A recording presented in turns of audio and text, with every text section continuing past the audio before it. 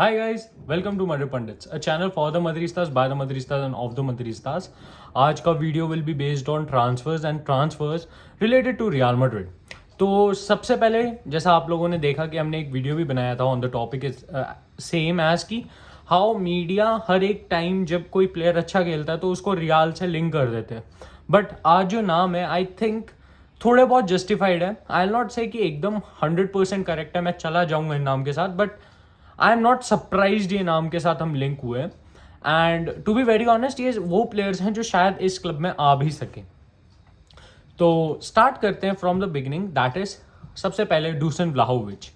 Vlahovic पे आपने वेदांत का अगर वो वीडियो देखा होगा which is based on Juventus downfall and why is it happening, तो आपको समझ आ रहा होगा why we are saying Dusan Vlahovic here.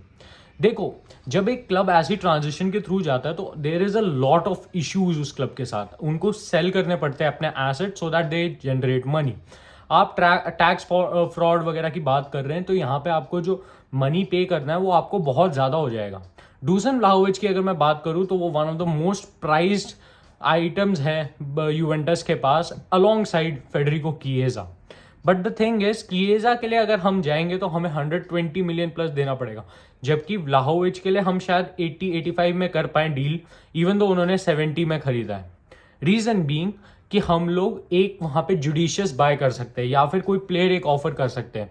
देखो, जब ऐसा सिचुएशन एक क्लब के साथ आता है जो यूवेंटस के साथ हो रहा है तो उनको प्लेयर्स की भी रिक्वायरमेंट चाहिए और प्लेयर्स उनके जाने भी चाहिए. समझ रहे हो? तो यहाँ पे हम एक ऐसा प्लेयर उनको ऑफर कर सकते हैं जो उनके लिए टाइम बीइंग के लिए अच्छा होगा, बट वो फुल टाइम उनके लिए अच्छा ना हो. समझ रहे हो ना कि फ्यूचर जनरेशन्स के लिए नहीं, बट कुछ 2-3 साल का जो पीरियड होगा जहाँ पे वो क्लब थोड़ा डाउनफॉल फेस कर सकता है तो वहाँ पे होगा. सेकंड चीज़ ये है कि ये भी बोला जा रहा है कि शायद उनको रेलीगेट किया जाए सेकंड उसके लिए सेरे बी जिसको बोलते हैं हम लोग सेरे आगे बाद. तो उधर के केस में भी डूसन व्लाहोविच एक बहुत अच्छी बाय हो सकते हैं, क्योंकि कुछ लोगों के कॉन्ट्रैक्ट में ये होता है कि वो 30 मिलियन 40 मिलियन का प्लेयर हो जाता है जब आप शायद रेलीगेट हो जाओ, क्योंकि टैक्स फ्रॉड बहुत बड़ा है. नेक्स्ट प्लेयर जिस पे आते हैं that is also a striker, that is Harry Kane. अब हैरी केन का नाम आना आई एम नॉट सरप्राइज, क्योंकि भाई एक एलीट लेवल स्ट्राइकर, एक ऐसा प्लेयर जो he scores goals for fun, वो एक गेम डेवलप करता है, वो प्रॉबेबली वो बेंजेमा प्रोफाइल स्ट्राइकर है. मतलब जो मोबाइल भी होगा, नंबर 10 भी खेल लेगा, आपका नंबर 9 भी खेल लेगा, नंबर 19 टाइप जो मैं आपको एक्सप्लेन करता हूँ ना बेंजेमा की पोजिशनिंग, वैसा है एक प्लेयर. प्लस वो आपको एक दो और चीज़ ऑफर करता है जो ऑफकोर्स बेंजेमा भी करता है, वो अलग एस्पेक्ट में और केन अलग एस्पेक्ट में. केन फाउल बहुत अच्छे निकाल पाता है, बेंजेमा उतने नहीं निकाल पाता, बट बेंजेमा के इन बिहाइंड रन्स. तो सबके अपने अपने एसेट्स होते हैं, सबके अपनी अपनी थिंग्स होती है कि विच मेक देम स्पेशल.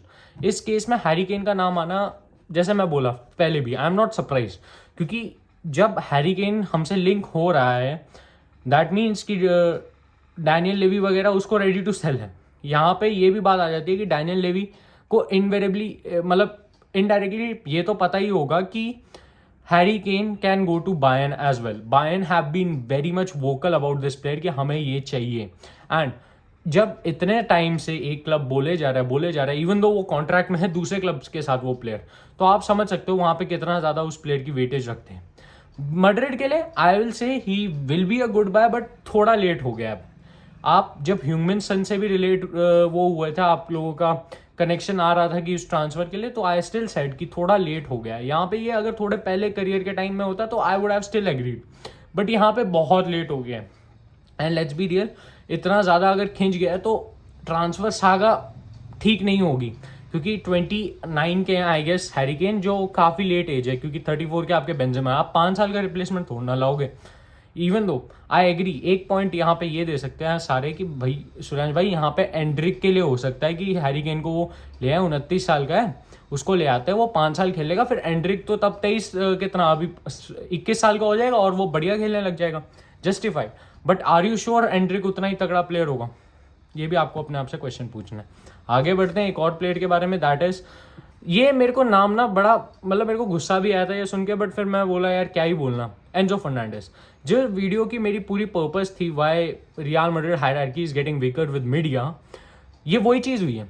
यहाँ पे एंजो फर्नांडिस ने एक वंडर गोल मारा है अगेंस्ट मेहिको और उसको लिंक कर दिया गया है रियल मैड्रिड से कि भैया अगर बेलिंगम नहीं आता तो एंजो फर्नांडिस ले आएंगे.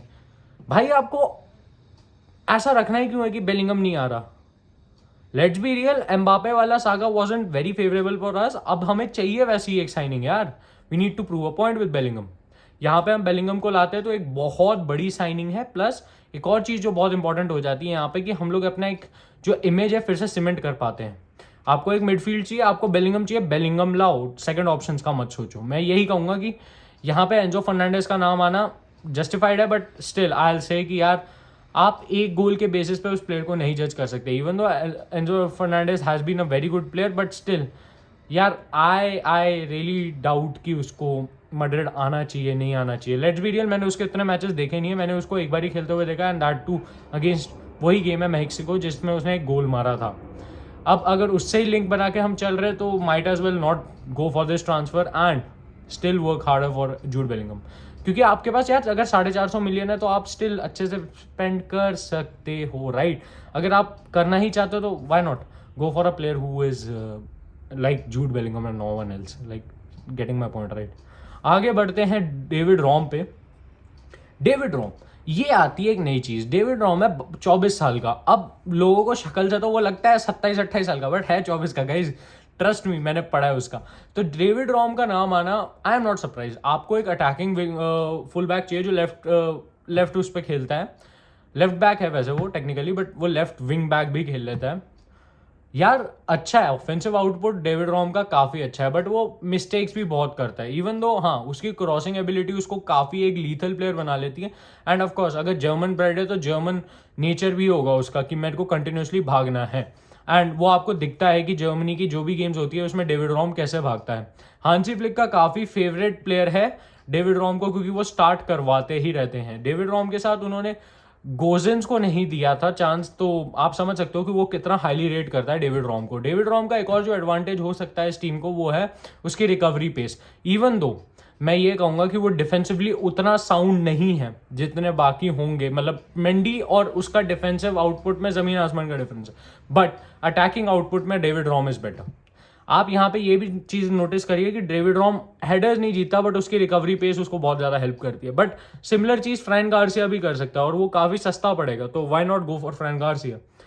आई am understanding what Madrid is trying to do, they are trying to rattle the transfer market here, but the thing is अगर आपको उसी सेम क्वालिटी का प्लेयर एक दूसरी मतलब मच चीपर प्राइस में लाइक 5-10 मिलियन में आपको फ्रैंक गार्सिया मिल रहा है, why not go for him. But the thing is मैं समझ रहा हूँ यहाँ पे डेविड रॉम का जाना क्यों बनता है, क्योंकि यार he has been performing really well, और अगर वो नेशनल टीम में स्टार्ट कर रहा है तो there must be something good about him as well. यहाँ पे लास्ट ट्रांसफर बस यही है कि अब मैं जूड बेलिंगम के बारे में फिर से बोलूँगा कि आपने जूड बेलिंगम को रखा है ट्रांसफर रेडार पे, और जूड बेलिंगम ही है लास्ट ट्रांसफर टारगेट। अगर आपने उनको रखा है तो उनके लिए अच्छे से जाइए। यहाँ पे एंजो फर्नांडिस आप प्लान बी बोल रहे हैं, नहीं चाहिए हमें प्लान बी। यहाँ पे प्लान ए से ही काम होना चाहिए, और प्लान ए से अगर काम होगा तो वो it will be much better and beneficiary for the team. अगर हम बेनिफिशियरी का भी मैं अगर सही बताऊँ ना, रीज़न क्या है यार, जब आप जूड बेलिंगम जैसा एक प्लेयर लाते हो उसकी आप मोबिलिटी देखो, उस बंदे के आप स्किल्स देखो, उसका स्किल सेट बहुत अच्छा है। उसकी फिजिकलिटी प्लस ड्रिबलिंग स्किल्स उसको एक बहुत यूनिक प्लेयर बनाती है जो मैड्रिड में अभी है नहीं कोई। And of course Eduardo Camavinga, थोड़े उनका एक स्टेटमेंट भी आया कि I don't want to be a super sub, but still you need to think about the future. यहाँ पे फेदर वैलवर्दे को शायद परमानेंट राइट विंगर बनाया जाए तो कामाविंगा, बेलिंगम और चुआमेनी जैसी आपको एक मिडफील्ड दिख सकती है, जो आई थिंक बैलेंस के नाम पे बहुत अच्छी होगी, क्योंकि दो ऐसे प्लेयर हैं फ्रांस के, कामाविंगा और चुआमेनी, जो दोनों 6-8 दोनों खेल लेते हैं। बेलिंगम भी 6-8 खेल लेता है, बट उसकी जो प्रोफिशिएंसी आपको 8 नंबर पे दिखती है, इवन दो वो सीडीएम रोल पे खेल रहा है अभी इंग्लैंड वाले स्क्वाड में। अगर मेरे से आप पूछो तो मैं बहुत ज़्यादा खुश होऊंगा कि either one of these transfer targets comes, leaving Enzo Fernandez, क्योंकि मैंने उसको नहीं देखा खेलते हुए। I am be really honest, Enzo को मैंने नहीं देखा है, तो मैं उसके बारे में जज नहीं कर सकता। बाकी कोई भी आए, I will be more than happy. But the thing is कि गाइज थोड़ा पेशेंट रहते हैं, सोचेंगे जनवरी में कौन आता है, और अगर और बढ़िया साइनिंग होगी कोई तो हम आपको डेफिनेटली बताएंगे।